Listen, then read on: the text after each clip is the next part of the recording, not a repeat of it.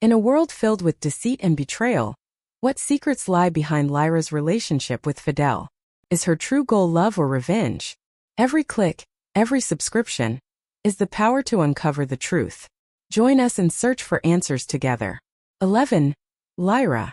I met Fidel at our usual spot, and from there he took me to the venue. He talked the whole time while driving. I tuned in and out of the conversation, mainly focusing on my wolf, who had been acting strange all day. I couldn't communicate with her to figure out why she constantly blocked me out. All I could tell was that she was preparing for something, but what exactly? She wouldn't tell me. She kept pacing, mulling over things I couldn't understand. I couldn't help but frown to myself. She was distracting me from tonight, which wasn't good. I was soon going to enter the enemy's domain, and I needed to be focused on everything, otherwise I'd be walking right into trouble. Well, I was already doing that, but I didn't want to do it stupidly. I was going there with plans for a possible ambush, to collect information, and to see my enemies up close. Focus, Lyra. I kept telling myself repeatedly. We're here, Fidel declared, stopping at the hotel's grand doors. He helped me get out of the car before tossing the keys to the valet and leading me inside. I acted to be interested in the place as if it was my first time there. I smiled and batted my eyes innocently at him, and that was enough for him to droll over me, disarming himself. I had also worn my unique black dress that hugged my body in all the right places and gloriously highlighted my assets. I had spent far more time working on them to not show them off on such an important night. I knew it was working better than anything because I caught Fidel staring at me hungrily whenever he thought I wasn't paying attention. The tent he had pitched in his pants also didn't go unnoticed by me. He dreamed of getting laid tonight, and he didn't hesitate to suggest it numerous times. I couldn't help but laugh at his face every time, knowing how things would soon turn out for both of us. But despite all this, I reminded myself that I was partly there to have fun too, so I was alive to all kinds of possibilities. I led him on with sweet words and encouraging smiles, only to turn him away firmly whenever he tried to get too close. I wasn't going to allow that no matter what. 2 serious broken relationships had given me enough heartache to last a lifetime. Also, the knowledge that he worked for the brothers instantly eliminated the possibility of having any emotional investment in our brief fling. Sure, he was handsome and I could fuck him, but there wouldn't be anything beyond that. If I knew you'd look so good, I'd have taken you somewhere more private, he said, helping me sit. I glanced around the room and noticed a few faces I had some intel on. All the while, I was making many mental notes about everything and everyone around me. However, I hadn't seen any of the brothers yet, which was disappointing. I laughed at Fidel and focused on him, listening to his discussion. He was very chatty this evening, and I couldn't help but wonder why. I wasn't complaining though. The more he talked, the more I knew. There was an unmistakable enthusiasm in his eyes that was hard to ignore. Man, he had his hopes high for getting laid. I laughed at his face again, sipping from my drink, careful not to drink too much. Anyway, as I said, my boss is throwing this party because I closed an important deal for the company. He's deeply pleased by me this time, he said, with a hint of sarcasm. I asked him casually, what did you say your work was again? Even though I knew all about him. Oh, I managed the real estate. He stopped abruptly, and his eyes drifted behind me. His face blanched and his body tensed, leaving me puzzled. Before I could turn around, I felt an unmistakably assertive presence behind me. Whoever it was, they had a strong aura that always commanded everyone's attention. It made my wolf oddly alert and tense. I could almost guess who it could be, but I turned around. It was none other than Marius King, the eldest of the Alpha brothers. Of course, his presence was so fucking overpowering, so fucking focus-consuming, that I felt intensely aware of everything around me, especially his presence and how he was watching me as he closed the distance between us. My mouth dried up as I looked into his steely brown eyes, which captivated me instantly. I forgot all about Fidel. I thought I heard him leaving, but I didn't pay attention to him. My eyes were glued to Marius Hunter, and his powerfully charged aura triggered a wave of emotions inside me. The intensity of the emotion shook me up from the inside. I forgot to breathe or blink as I watched him move with the swiftness and ease of a predator.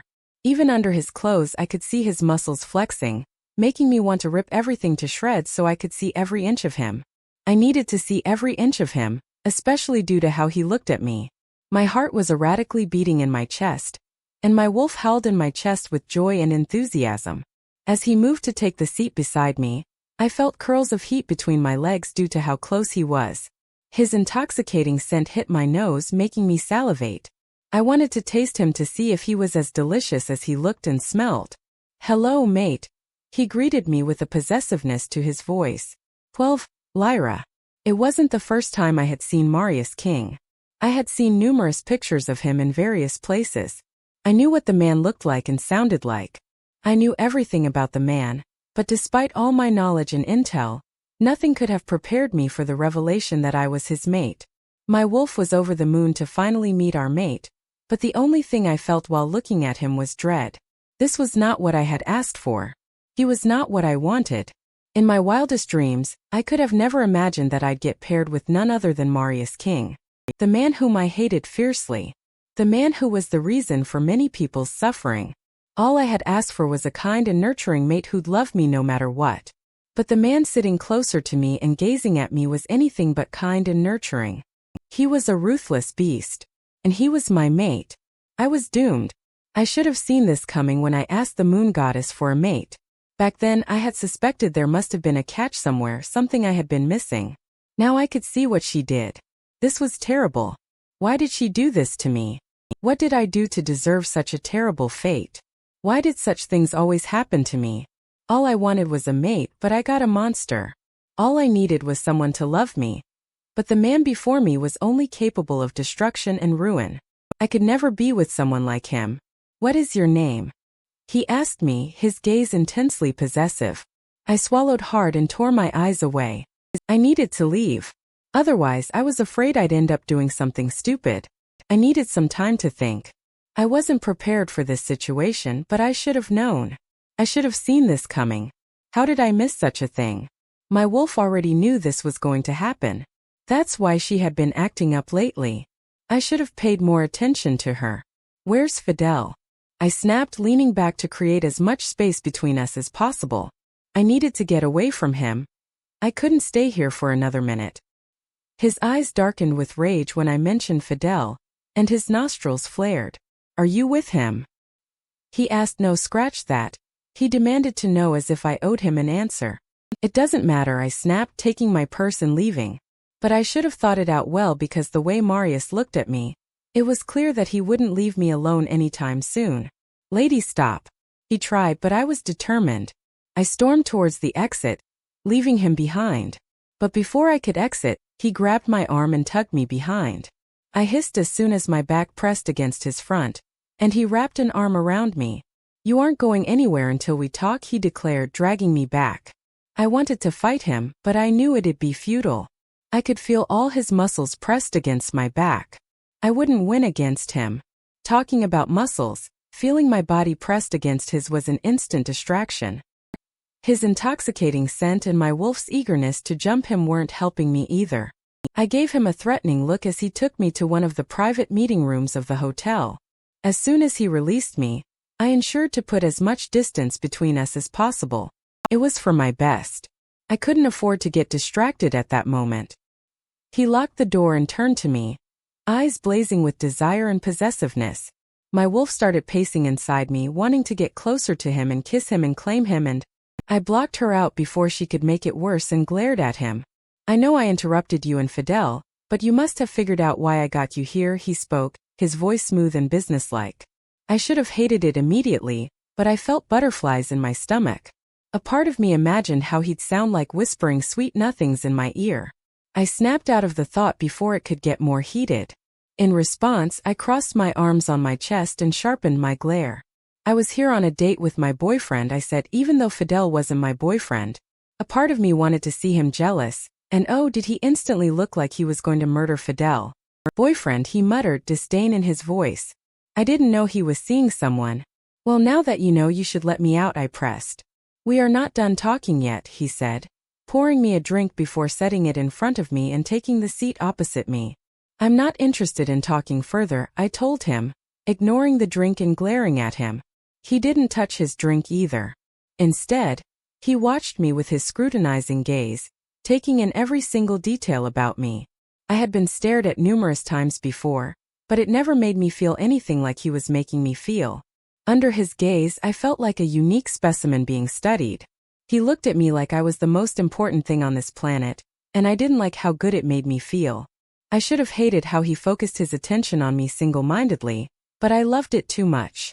I tried to remind myself that I shouldn't feel this way. Is it serious with Fidel? He asked, and I noticed his jaw seemed tense. Maybe it is, I shrugged. I might as well be endangering Fidel, but internally I was enjoying this. It's a personal matter, and you shouldn't interfere. Fidel works for me, and you're my mate. I have to interrupt, he stated, his voice stern. I cocked an eyebrow at him and glanced around, taking in the room. There was no way I could leave this room without him blocking me physically. I couldn't beat him physically, but I could always talk my way out of it. I needed to act. I needed to put on a show for him. Enough to distract him while keeping my emotions in check. I acted stunned by what he told me. Oh, I breathed. What is your name? I asked even though I knew the answer. Something flickered in his eyes, making the butterflies in my stomach flutter aggressively. I ignored them and focused on him, maintaining my aloofness. I'm Marius King, he answered, his tone firm and proud. His gaze was intense with interest. Marius, I tested his name, oddly liking the sound of it. His eyes softened and flickered to my lips. I sucked in a breath, imagining him kissing me. Fuck. No. Focus, Lyra. Fucking focus. I'm Lyra, I introduced myself and quickly added, I'm with Fidel. He is going to propose to me tonight, 13. Marius. It took all my self-control to refrain from leaping over the table, sweeping her into my arms and claiming her. Her enticing scent filled the room, overtaking my senses and clouding my judgment. I forgot everything about the party and the night as soon as I laid eyes on her. Nothing else mattered to me then. Only the she-wolf sitting before me, my mate, my to-be wife. I had dreamed of having a mate of my own and having a family with her for so fucking long. I had almost given up on that dream a couple of years ago when it felt like I was out of luck. Usually, wolves found their mates in their early 20s, and it was said that once you were past 30 and mateless, you were to remain mateless for the rest of your life. Once I turned 30, I accepted my mateless fate, even though it was hard for me to do so. But somehow I came to terms with it and learned to accept and live with it. Seeing her tonight was nothing less than a blessing, a miracle for me. Yet, she was looking at me with disapproval in her eyes. There was another unknown emotion in her I couldn't recognize. I wondered why she was resisting me. Didn't she want a mate too? On top of that, she claimed that Fidel would propose to her tonight. The thought immediately raised an inferno inside me. I wanted to find him and rip him to shreds, even though he was innocent. I couldn't help the waves of intense emotions taking over my logical side like a tsunami. I had just met her and I was already a mess. It terrified me to an extent, but at the same time it excited me in an unfathomable way. The mating bond seemed to be working its charm on me already. When did you meet Fidel? I asked her, using every fiber of self-control in my body to stay logical. I didn't want to scare her away. I needed her to like me, to crave me the same way I was craving her already. Just a few days ago, she shrugged, leaning back and fixing me with her burning, determined gaze. It made me feel weak in places I didn't know I could feel weak. This damn female. And you decided to get married? I asked, finding her answer somewhat irrational. It seemed as if she was trying to test me. I wouldn't be surprised if that were her primary intent, but I couldn't help but wonder why. Yes, it was love at first sight, she said with a suggestive smile. A whirlwind romance. I cannot wait to be with him. She spoke dreamily, making me thirstier for Fidel's blood. My wolf was already plotting to kill him, but I tried my best to keep my logical side working. I kept reminding myself that Fidel was innocent. He didn't know she was my mate, and once he did, he'd remove himself from the picture altogether. I could tell he'd figured it out already when I interrupted them, which was why he'd left in haste. I see, I muttered. Then why did he leave you? I pointed it out and she frowned at me, getting her defenses up. You scared him away, she snapped. Rightly so, because you're mine now, I stated. No, I'm not, she said, her voice sharp and her eyes murderous. For some strange reason, I found that immensely attractive. Her fighting spirit kindled my desire for her. She was one glorious female, and I felt like the luckiest man to have been paired with her. They said good things took time, and looking at her, All my years of loneliness and disappointment felt worth it. I was indirectly being prepared for her, and I couldn't feel more blessed. I must have done something to impress the moon goddess. I couldn't wait to take her home, make her mine and give her everything she could ever demand. I was finally prepared for a mate, but she seemed oddly guarded. "You don't seem pleased to be my mate," I commented, examining her. "You're not what I asked for," she muttered. I cocked an eyebrow, feeling a pinch in my heart, but at the same time I wanted to listen to her. If there were a way I could make her like me, I would do that no matter what. I needed her to like me, to love me, or else I wouldn't know what I'd do with myself. A mate's rejection meant a painful existence. The thought of her rejecting me sent another wave of intense emotions coursing through me. No, I wouldn't let that happen. I'd work hard to win her heart no matter what. "Then what did you ask for?" I asked her. "Tell me and I'll provide it for you." "Anything," I stated. I might as well have offered her a blank check, but I didn't care. She was invaluable, and no amount of money or wealth mattered to me if I couldn't have her. She laughed in my face and said, "You don't know what you're talking about." Felt like a challenge. "I don't." I tested. "Then tell me what you're talking about," I demanded, ready for a challenge. She was my challenge, and I was more than enthusiastic about conquering her, about making her mine no matter what. She laughed again, mocking. Her eyes twinkled with mischievousness, setting my loins on fire. I thought I couldn't crave her more, but I didn't mind being proven wrong. I was already discovering so many new things about myself, and it thrilled me. I wondered what else she'd make me learn about myself and, eventually, about her. I couldn't wait to find out. Did I already mention that I felt blessed to have her? "You're underestimating me," I commented, dishing back her challenge. "I'm the alpha of the Nightfall Pack.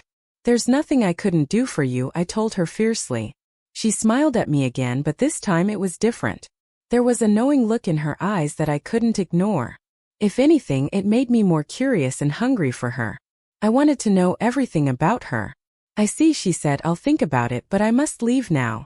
I don't like my boyfriend to keep waiting." 14. "Lyra, you're underestimating me," he insisted, giving me a pointed look. "I'm the alpha of the Nightfall Pack. There's nothing I couldn't do for you." He challenged me. If anything, it made me want to laugh louder. Instead, I smiled at him and wondered if he'd say the same if he knew who I was. I guess not, but at the same time, new ideas sprouted in my head of how I could fuck with him now that I knew he was my mate and how eager he was to get me. It already felt exciting, and I needed to consider it. But for now, I didn't trust myself with him in the same room, especially with my wolf growing more eager to get closer to him. His pheromones were also growing more potent in the room with every second. I was afraid if I stayed there longer, he might make me go into heat, mainly because he was an alpha. His wolf was mighty and domineering. He'd want to secure me as his mate as soon as possible by claiming me. I needed to get out of there before it was too late. "I see," I nodded. "I'll think about it, but I must leave now. I don't like my boyfriend to keep waiting," I told him with a devilish smile. Speaking those words felt like I was shoving a knife in his heart, but I loved it, especially the slightly defeated look on his face. However, the determination was still in him. I could feel it radiating off him. All the more reasons to fuck out of there as soon as possible. As time passed while we were together, I imagined all the ways he could please me. However, I didn't want those fantasies to overpower my logic. "Your ex-boyfriend," he corrected me possessively. His body tensed like a predator about to charge after its prey. I might as well have been playing with fire, but I didn't care. I wanted to irk him, but my efforts seemed vain. For an alpha who had found his mate, he seemed highly in control and rational. This was unlike the other alphas, who immediately turned into animals and wouldn't stop until marking their mates.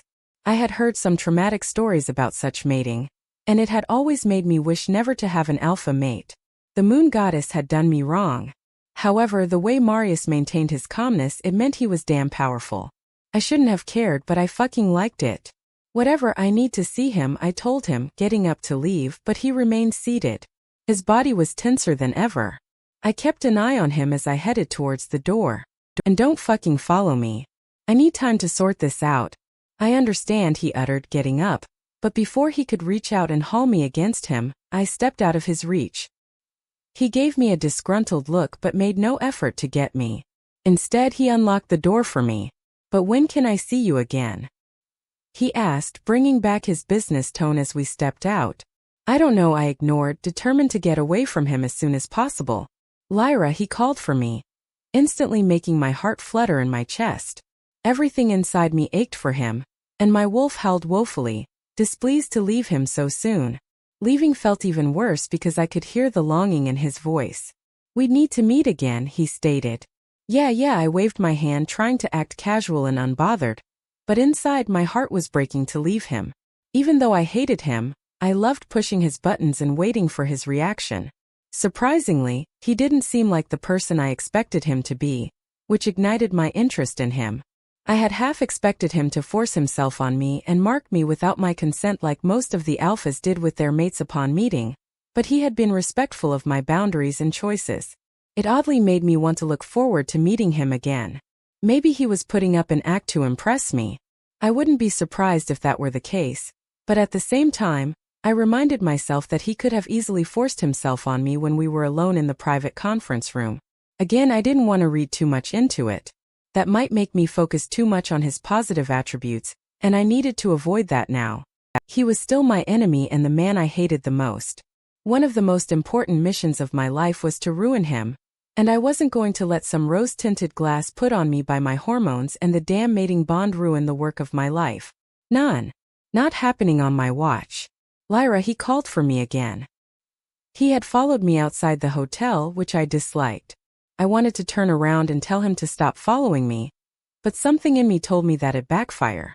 I'm serious about you, I'm making no promises, I responded, standing by the road. I looked around and realized I was at the back of the hotel. The road there was rather empty. Why did I get here? Of course I got too distracted because of him. Fuck him. Finally, my patience snapped, and I turned on my heels to give him a murderous glare. All he did was stand there and look at me as if I were the biggest puzzle of his life that he couldn't wait to solve. Ha! I'd do a number on him soon to see if he still felt that way.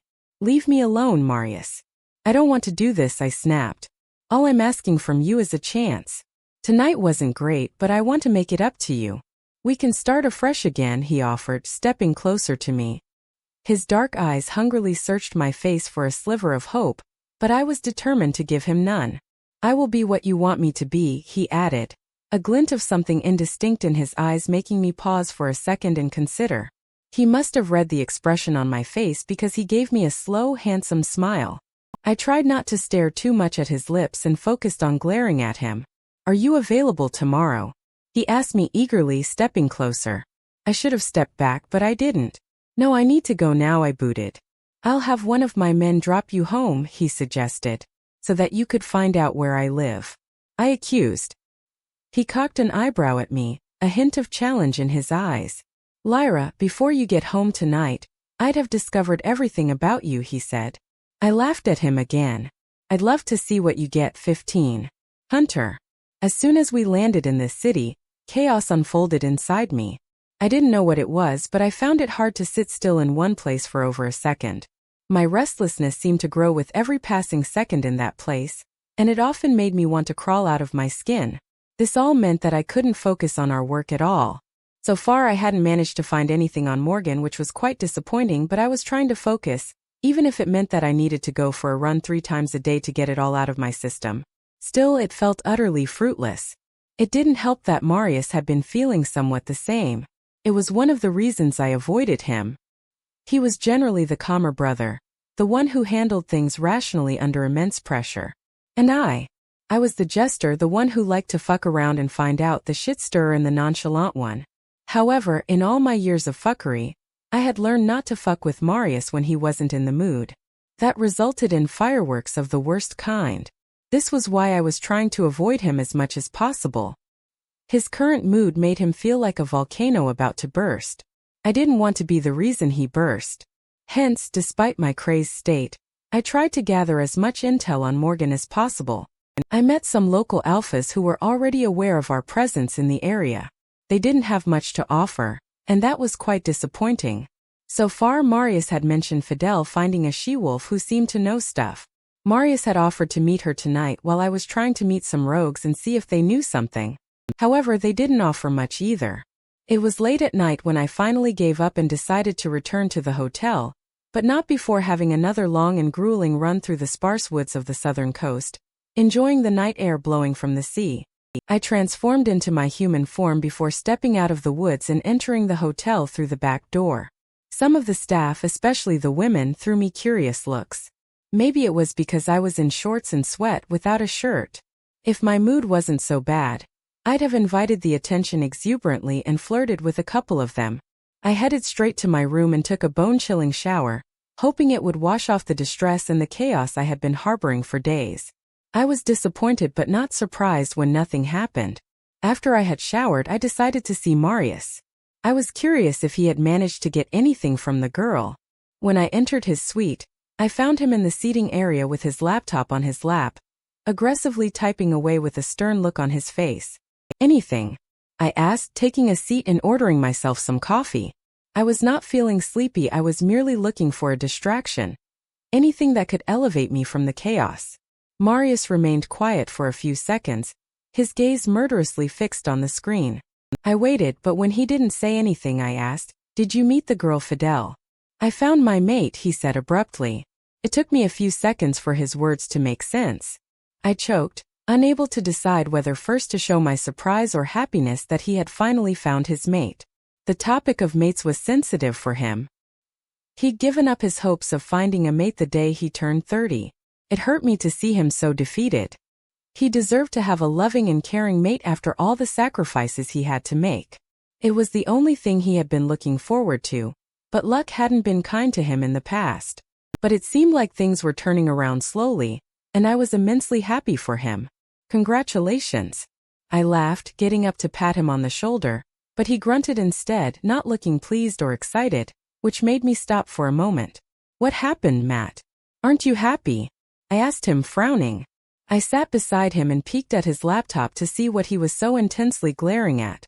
I noticed he was going through some emails from our cyber team. "She didn't seem pleased with me," he gritted. "What?" I frowned. "I wonder why. Every girl should be throwing themselves at you since you're such a ray of sunshine. You have such a charming smile and aura that always enchants everyone." Matt growled at me as soon as he sensed the sarcasm in my words. I laughed heartily. "Forget about that crap about first impressions. You can always woo her with some effort. What's her name though? What does she look like? Did you dig up everything about her already?" I asked, peeking at the screen again. "The cyber team has been on it and—" He trailed off. "And?" I urged, not familiar with the uncertain look on his face. This unsettled me even more. I had never seen Matt like this. Oddly, there isn't much about her out there. Sure, the basics can be found. Her name's Lyra Woods. She's 26 and from one of the local packs. She works for the pack's administration, and that's all. Nothing more." He trailed off, staring at the screen grimly.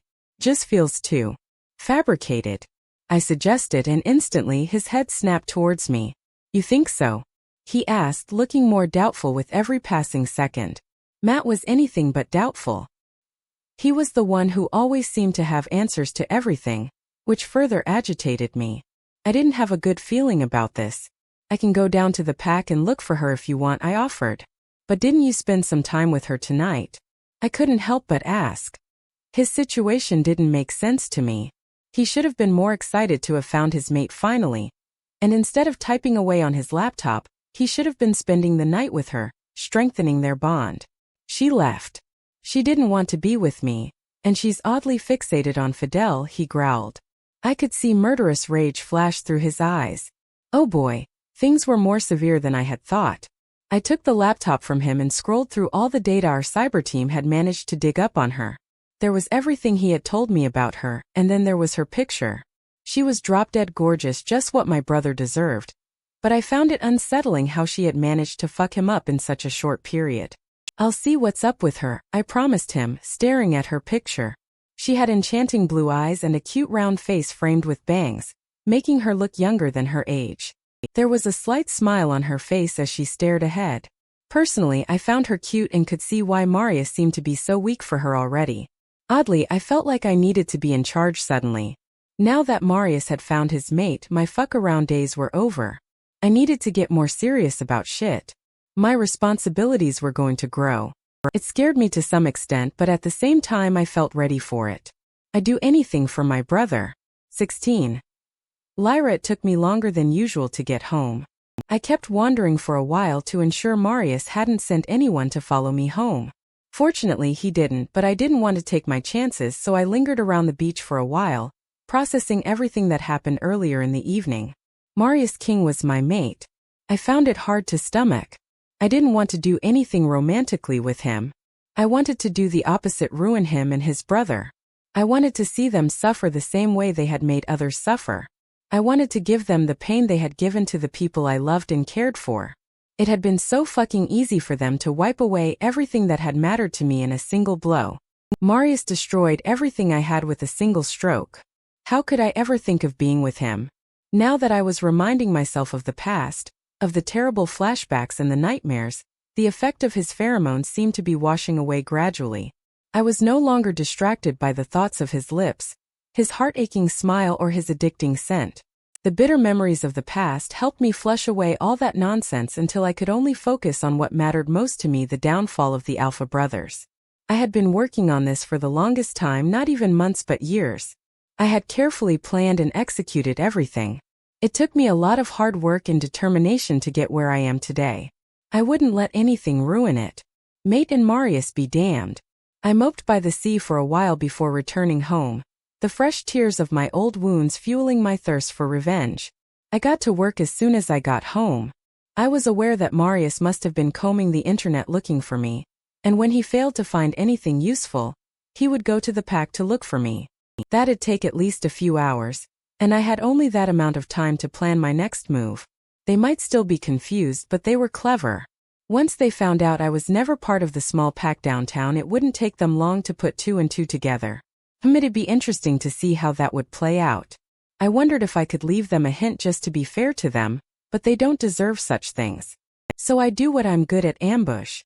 I get myself a whole wine bottle before I sit down on my computer to fuck with their systems again. I have done this numerous times in the past. It was almost becoming my pastime hobby, but this time things were different. I had an even stronger reason to fuck with them this time, and I wasn't going to let it go to waste. I flipped through all the files looking for something to put them on edge. I had gathered enough material on them over the years to blackmail them, but that wasn't my style. I stopped at the file where I had been tracking all their offshore bank accounts where they stored away most of their funds. I wondered how they'd react if I were to freeze one of them. Suddenly, an evil idea crossed my mind. I chugged down more wine as I pulled up all their bank details, business transactions, and tax returns. The more I scrolled through all the info, the more excited I got. I was already forming a plan, and I couldn't wait to hatch it. All I had to do was wait for the perfect timing. I knew exactly what I was going to do and how I was going to do it. I did all the preparation before I began packing my stuff. Now that the brothers knew I was here, I had to move. I wasn't in a hurry though. Even if they got the best people on their side, it'd still take them a long time to find out where I operate from. Still, I felt like moving. They had spoiled the city for me. I couldn't live here anymore. Especially after finding out Marius was my mate. The more I thought about it, the more disgusted I became. However, my wolf had different thoughts about him.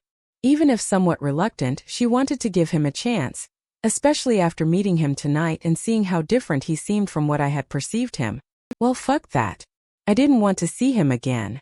At least not alive. Mate bond be damned. It was forever ruined for me. The hope I had in me all this time died the instant I met Marius, and I hated him for that. I could have lived forever with that sliver of hope even if I had no mate, but he had to ruin it for me. Just like always. Why was I even surprised by this? The brothers did what they were good at. Now it was my time to go fully into operations. I had held myself back a lot in the past, but not anymore. Not that I was planning to nuke them all in one go. Nah, that'd be too boring. I wanted to no scratch that. I needed to see them suffer slowly and gradually. I needed to see them slowly falling apart, even if it meant I had to wait for a couple more years. Fuck it, I'd enjoy their downfall like film noir. I needed to see them suffer. I needed to see them slowly lose the hope to live. I needed to see them losing everything and everyone they cared about without being able to do anything to stop it. That'd be fucking magnificent, but even after that, I doubted I'd be satisfied. No, I guess not. But their fall was ensured, and nothing could stop it. 17. Marius. I couldn't sleep all night and kept thinking about her. I was second-guessing my decision to let her go. I should have made her stay. I should have kept her until everything between us was clear and set. Instead, I let her go. Even though my wolf was yearning for her, craving her, I didn't want to coerce her into this. I let her go because I wanted her to feel safe with me. She had been somewhat overwhelmed when she saw me, but something else about her transfixed me. I tried to catch a wink of sleep, but the thoughts of her wouldn't leave me alone. I regretted letting her go. So much for wanting to make her feel comfortable. It had taken a lot of self-control not to sweep her into my arms, take her to my room, and stay there until we were properly mated. That was what usually happened when an alpha found his mate. Once an alpha found his mate, his wolf wouldn't rest until they had properly mated. Sometimes that didn't end well for the woman. There had been many instances where the alpha forced himself on his mate instead of taking time with her, scarring her for the rest of her life. I couldn't imagine myself doing that. Even if I were on the verge of losing my mind with the need for her, I'd never force myself on her. She'd always be in charge of how the relationship would progress, but being in the relationship was my call.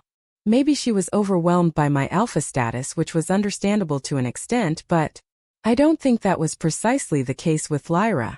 She looked rather surprised and disappointed to find out she had been paired with me. I'd never forget that look on her face. It was permanently etched in my brain. Knowing that I had failed whatever expectation she had of a mate made me ache, but I was fiercely determined to make it up to her, and show her that I was far better than whatever she had in mind. I was willing to do everything for her. All she had to do was ask. Instead, she left. I groaned, tossing in bed. I had felt restless for the past week, but now that I knew why, my restlessness seemed to worsen. She had changed me in one single meeting. Literally. Since I saw her, breathed in her essence and touched her, my body could only think of her. Especially my cock, which was painfully hard. But there was more to that than not. It wasn't there before. But now, feeling it expand at the base of my cock in preparation for her made this even more torturous. I got out of bed and went to the bathroom for a cold shower to calm my body. I stripped off my gray pants and stepped into the bone-chilling cold shower. Goosebumps imploded all over my skin, and it felt like an iceberg had hit me, but despite that my cock throbbed hard like a rock. At the base was my new knot, swollen thick with seed, waiting to be surrounded by her cunt.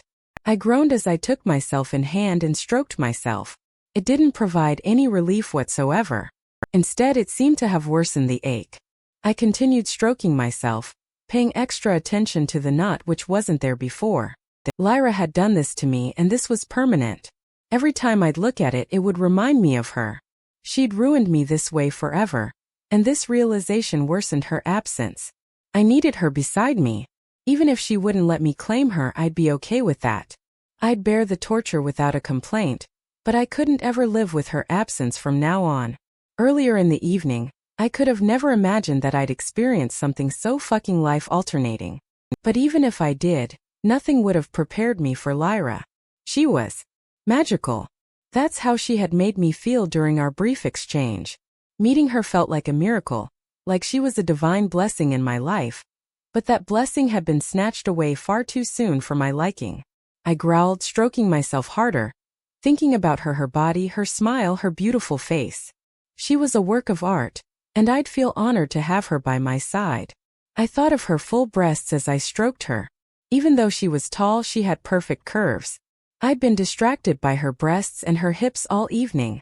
I palmed myself roughly, edging closer to my orgasm. I placed a hand on the glass wall while I stroked myself. The cold shower was still on, but it didn't do much. All my focus was on her, making me forget the chilling water.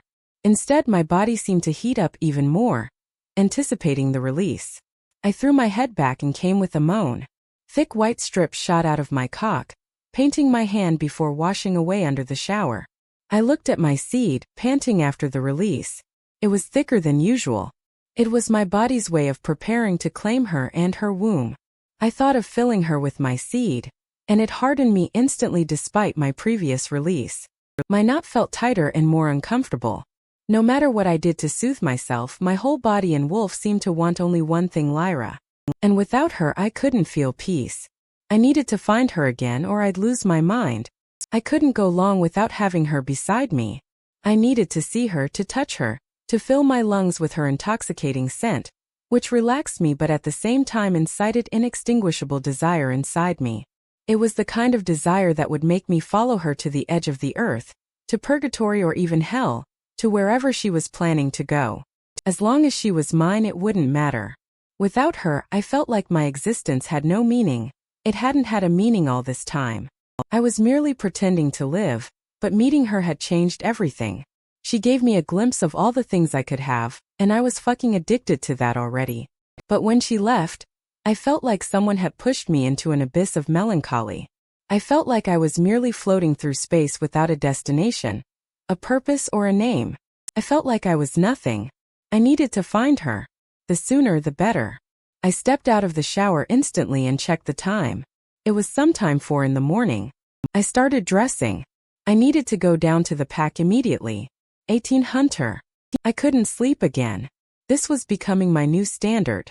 Instead of getting frustrated, I decided to use my time productively. I took my laptop to the hotel lounge and researched Marius's mate. He didn't seem in a good mood, so I left him alone for the night. He needed some rest because he had been working non-stop for the past couple of weeks trying to find out about Morgan. He had been the one to take on all the burden while the rest of us could frolic around. My brother needed a break. I reviewed all the details the cyber team had sent Marius about Lyra. At first, everything about her seemed normal, but I felt something wasn't right. The more I tried to find out about her, the less information I got. It slowly confirmed my belief that something was wrong with her information. It all felt planted carefully. I didn't find much about her education or work experience. I found whatever info was available on the pack website. She was a junior administrator at the Moon Creek Pack downtown. It was a small pack, and I decided to dig into its alpha and the other members too, since I'd be meeting them soon. I looked through the pack pictures oddly. Lyra was in none of them. I frowned to myself as I kept looking at other things. I wished it was all in my head and that Lyra was an ordinary girl. The last thing I wanted was for Marius to lose his mind over his mate. That wouldn't be pretty. I spent hours combing through all the info and communicating with our cyber team, but I couldn't achieve much. I was frustrated and about to give up and go for another run when I spotted Marius in the hotel reception. It was early morning and seeing him up so early worried me. I could tell that he hadn't slept much. "Where are you going?" I asked him after catching up. "I'm going to meet the pack's alpha," he answered. "Now?" I asked. "It's 4:30 in the morning," I pointed out, even though I knew why he was getting so restless about seeing her. I'd have been in the same state if it happened to me. No, wait, I don't think I'd have been able to hold myself back this long if my mate left me. I'd have immediately gone after her and made her stay with me no matter what. Marius was too patient. I was the impulsive one. However, his patience hadn't been producing results lately. Maybe being impulsive now and then was good. Well, it was for me. We'd be there in half an hour. Most of the pack members are up by that time for training, he suggested. I nodded. "I'll go with you," I offered. "I'd have dragged you with me anyway," he shot, tossing me the car keys. I gave him a stupid grin before heading out with him. The ride to the pack was quiet. It wasn't the tense kind of silence. Matt was deep in his thoughts, thinking. Or maybe missing his mate. I'd have done the latter if I were him. But I had to admit that focusing on his problem made me forget about my issue. It was still there, but it didn't bug me anymore. Instead, I felt a strange sense of relief. It was the relief one experiences knowing they are doing what they should do. What if it meant that I was going to find my mate too? The idea suddenly crossed my mind, and I stepped on the gas. "What the fuck was that?" Matt growled. I laughed. An idea crossed my mind, I told him, grinning. "That's bad," he muttered. "Your ideas make the devil look innocent." "No, this isn't that kind of an idea," I clarified, licking my lips. It intensely excited me now that I thought about it. Previously, I had never considered it a possibility, but now I have hope. "We have been feeling strange for the past few weeks. You ended up meeting your mate. What if I'm close to meeting mine too?" I proposed. Matt remained silent for a while before speaking. "If you meet yours, I hope she doesn't run away like mine did." His words pinched my heart but at the same time made me more determined to hunt down that girl named Lyra who had done this to my brother. "I'm positive that wouldn't happen. I have irresistible charm," I jabbed. Matt snorted but said nothing. Fortunately for you, I have enough charm for the two of us. I can charm your mate on your behalf. Enough talking, he growled. Now focus on the road. I want to get there soon and in one piece, hopefully. Of course you do, I chuckled. I'm sure she'd be happy to see you the first thing in the morning. That is if she lives there in the first place, he muttered, but I heard him. His mood remained terrible despite my attempts to lift it. On a side note, did you get anything on Morgan? I asked him. No, I gritted, grinding his teeth. Lyra is the woman Fidel claimed to have some info, isn't it? I checked. Yes, all the more reasons to find her. I noted she is the pack administrator. She could know a thing or two about the famous hacker. Morgan had fucked everyone's systems at least once, I pondered. For now, it'd be good enough for me to see her again. Matt muttered, gloomier than usual. I sighed deeply. We'll find her, brother, I assured him, despite my doubts. 19 Marius. Caspian tried to improve my mood, but it didn't work. Even though we were on our way to meet the alpha of the Moon Creek pack, I was agitated. Another feeling inside me was rising slowly, dread. I dreaded going there and finding out Lyra wasn't there. And everything about her was untrue. It would devastate me, but I was preparing myself regardless. I like to be prepared no matter what, but Lyra made it difficult. Now that I thought of it, her name could be fake too. Maybe it wasn't Lyra. I'd be disappointed if that were the case, but for now, I'd be pleased enough if I found her in the pack. My wolf kept pacing inside me, thinking about her and missing her. His pacing disturbed me even more and made it hard for me to focus. When we reached the pack's borders, I felt like changing into my wolf and running straight inside the border to search for her myself. That'd be a disaster. It took all my control as my brother talked to the patrolling guard and asked to meet the alpha. We had to wait for a few moments before getting permission to enter. The air in the car was tense as Caspian pulled up in front of the alpha's office. Consequently, the administrative building was right next to it. I could search for her, but I held myself back. I was there to look for my mate, not to make enemies. One wrong move would send a wrong message to the alpha. We got out of the car and stepped inside the office. The alpha's secretary gave us a curious yet guarded look before leading us to his office. The rest that happened next was a blur, but after talking to the alpha, it was clear that Lyra was not part of the pack. The alpha had never heard of her. No member named Lyra had ever been in his pack, and no she-wolf named Lyra had ever worked as his junior administrator. It was a quick meeting, one that broke something inside me. But again, I was curious. Why would she feel the need to do this? What could be her motivation to lie to me, to upstage such kind of thing? I have a theory, Caspian declared while driving back to the hotel. Speak, I muttered. I was mulling over it repeatedly until I couldn't think straight anymore. All I could think about was our meeting last night and how she had smiled at me, touched me, talked to me. My body was still yearning for her, especially my knot. Without her, it felt like life had been sucked out of me. Look, I'm shooting arrows in the dark, but I'm trying. Thinking isn't my strongest skill, but lately I've had to do a lot of it because that she-wolf has hijacked your mind, he said, irritating me further.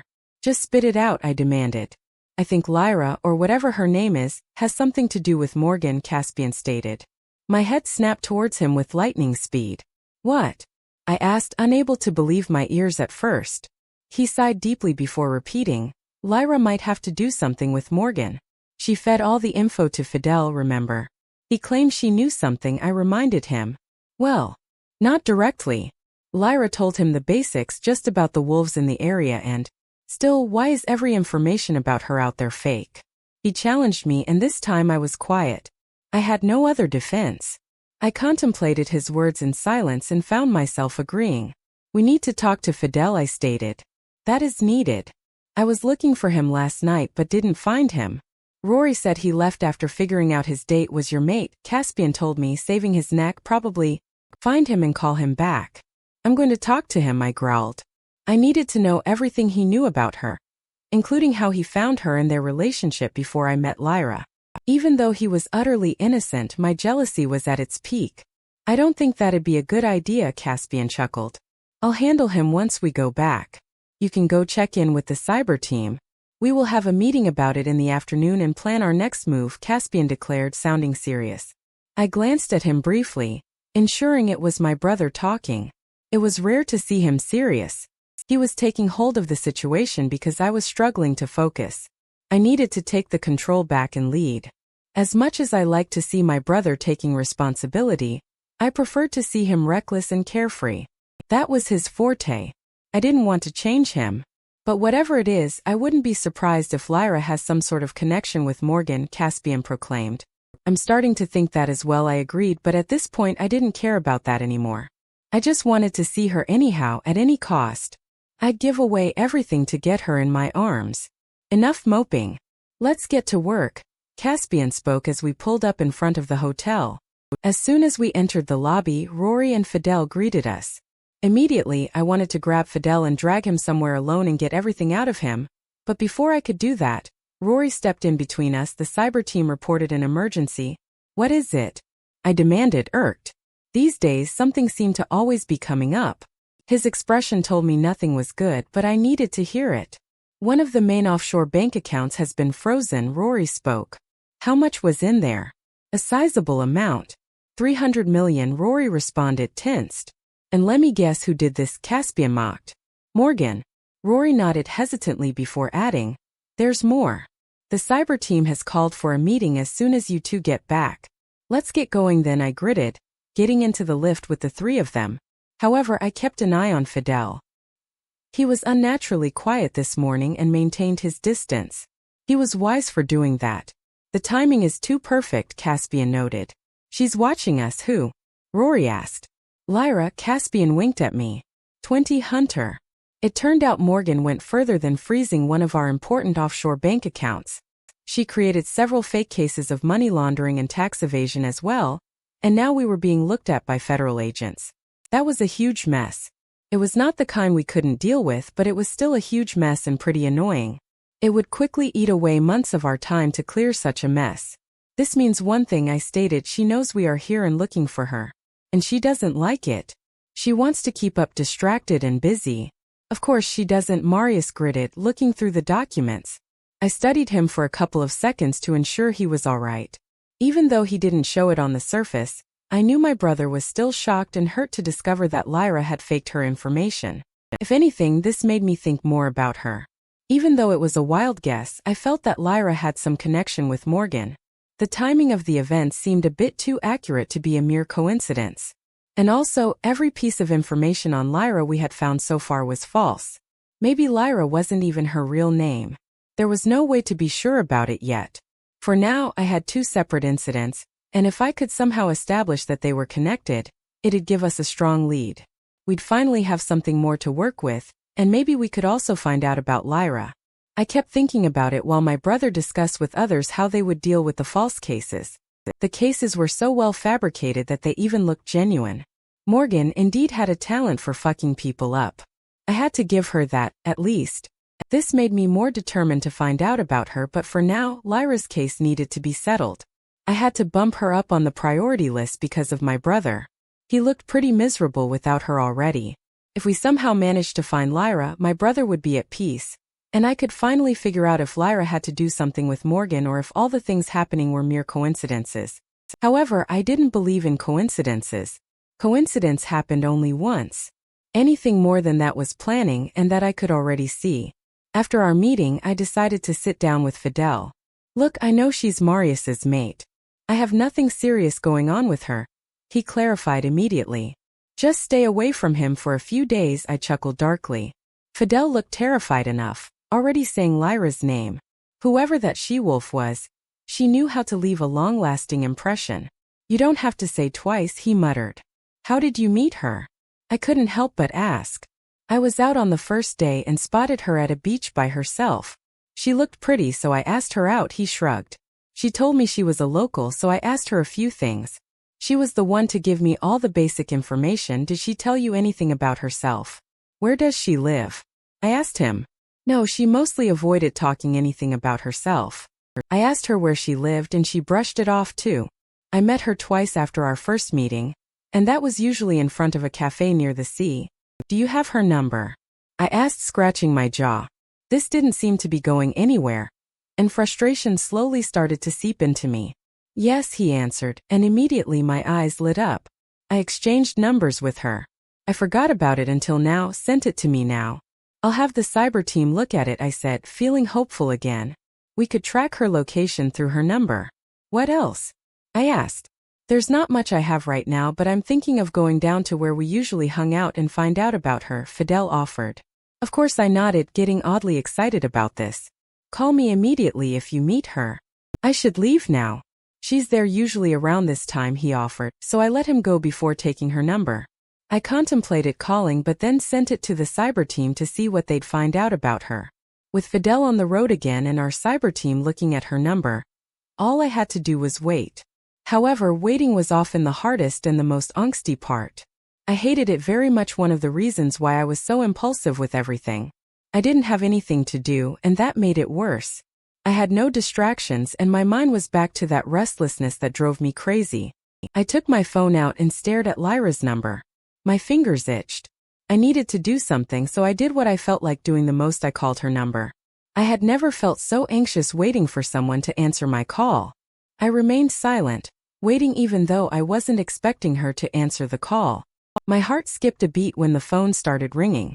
For some reason my mouth started going dry. I wasn't expecting this, but I wasn't complaining either. But I felt strange as I waited for her to pick up her phone. As the phone rang, I felt my heart trying to beat itself out of my chest. The restlessness was back, and it was now worse than ever. It felt like I was crossing an invisible line for some reason, but it gave me a thrill I had never felt before. It made me sick with anticipation. I wanted her to pick up the phone, but at the same time I didn't want her to pick it up. It didn't make any sense to me. Why was I feeling so edged suddenly? It felt like I was ascending through smoke and going somewhere forbidden. Somewhere I'd regret going soon enough. I had been so paralyzed by my chaotic thoughts and all-consuming senses that I almost missed it. Hello, the story is not over. How will Lyra's choice change everything? Subscribe to the channel and witness it with us.